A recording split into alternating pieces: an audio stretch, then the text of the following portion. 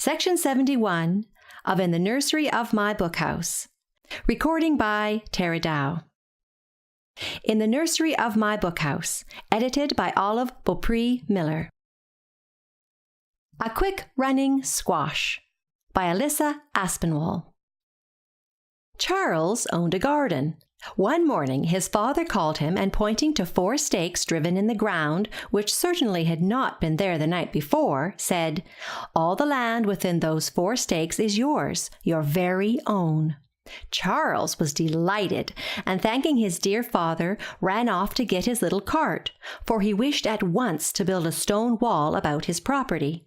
He did not fear it would run away, but he knew that landowners always walled in their possessions. "After the wall is built," said his father, "you may plant in your garden anything you like, and James will give you what you ask for." In 2 days the wall was built, and a good one it was too, being strong and even. The next day James set out some plants for him, and gave the boy some seeds, which he planted himself, James telling him how to do it. He then got his watering pot and gently sprinkled the newly planted ground with warm water. Running across the lawn, he looked down the road to see if his father had not yet come from the village.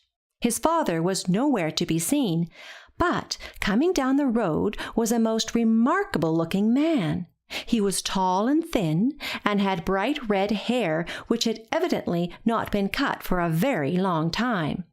He wore a blue coat, green trousers, red hat, and on his hands, which were large, 2 very dirty, ragged, white kid gloves. This wonderful man came up to Charles and asked for a drink of water, which he, being a polite boy, at once brought. The man thanked him and then said, "What have you been doing this morning, little man?" Charles told him about his new garden, and the man listened with much interest. "Little boy," said he, "there is one seed that you have not got." "And what is that?" "The seed of the quick-running squash." Charles's face fell. "I don't believe James has that, and I don't know where to get one," he faltered. "Now, as it happens," said the man, "I have one of those very seeds in my pocket. It is not, however, that of a common, everyday, quick-running squash. This one came from India, and it is marvelous for its quick-running qualities.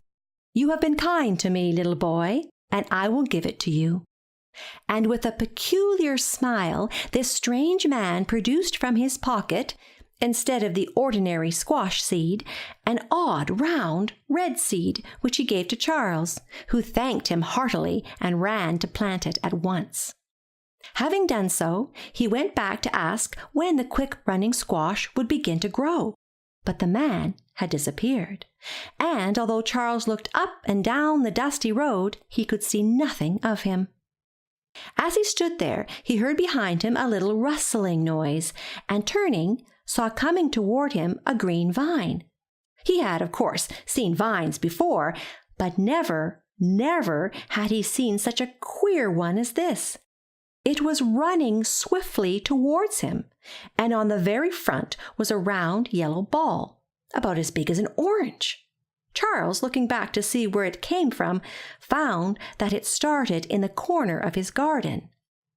And what had he planted in that corner? Why, to be sure, the seed of the quick-running squash, which the strange man had just given him. "Well, well, well!" he shouted in great excitement. "What an awfully quick-running squash it is! I suppose that little yellow thing in front is the squash itself. But indeed it must not run away from me. I must stop it." And he started swiftly down the street after it.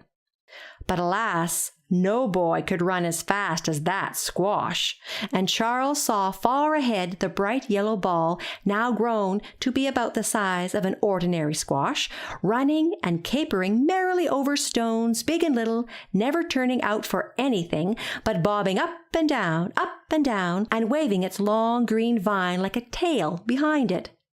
The boy ran swiftly on. "It shall not get away," he panted. "It belongs to me." But that squash did not seem to realize at all. He did not feel that he belonged to anybody, and he did feel that he was a quick-running squash, and so on he scampered. Suddenly he came to a very large rock and stopped for a moment to take a breath, and in that moment Charles caught up with him and simply sat down on him. "Now, Squash," said he, slapping him on the side, "your journey is ended." The words were scarcely spoken when he suddenly felt himself lifted up in the air, and bumpity-bump over the stone flew the squash, carrying with him his very much astonished little master. The squash had been growing all the time, and was now about 3 times as big as an ordinary one. Charles, who had a pony of his own, knew how to ride, but never had he ridden anything so extraordinary as this. On they flew, roll, waddle, bump, bump, roll, waddle, bang, the boy digging his knees hard into the sides of the squash to avoid being thrown. He had a dreadfully hard time. Mount the next quick-running squash you meet, and you will see for yourself how it is.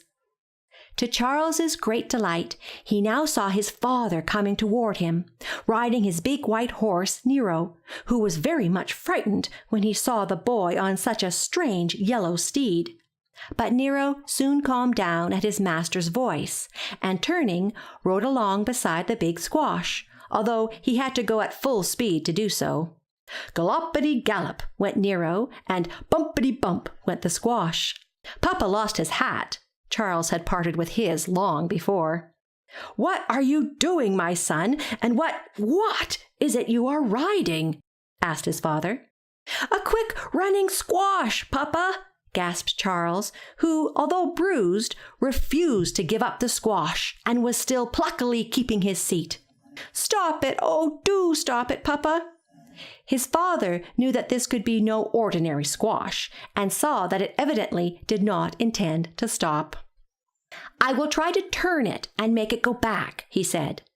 So riding Nero nearer and nearer the squash, he forced it up against a stone wall.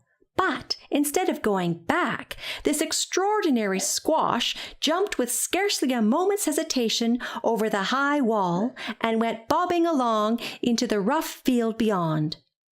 But alas, before them was a broad lake, and he could not swim. Back he was forced to turn, over the wall and back again over the same road and toward the garden whence he came, Charles still on his back, and Charles's papa galloping at full speed behind. The squash, however, must have had a good heart, for when he reached the house again, he of his own accord turned in at the gate and ran up to the wall of Charles's garden.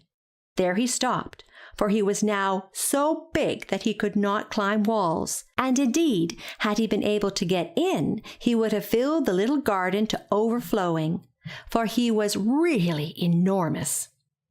Charles's father had actually to get a ladder for the poor little fellow to climb down, and he was so tired that he had to be carried to the house. But the squash was tired too, dreadfully tired. I suppose it is a very bad thing for a growing squash to take much exercise. This certainly was a growing squash, and there is also no doubt that he had taken a great deal of exercise that morning. Be that as it may, when the family were at luncheon, they were alarmed by hearing a violent explosion near the house. Rushing out to see what could have happened, they found that the marvelous quick-running squash had burst. It lay spread all over the lawn in 1,000 pieces. The family, and all the neighbors' families for miles around, had squash pie for a week. End of section 71 of In the Nursery of My Bookhouse.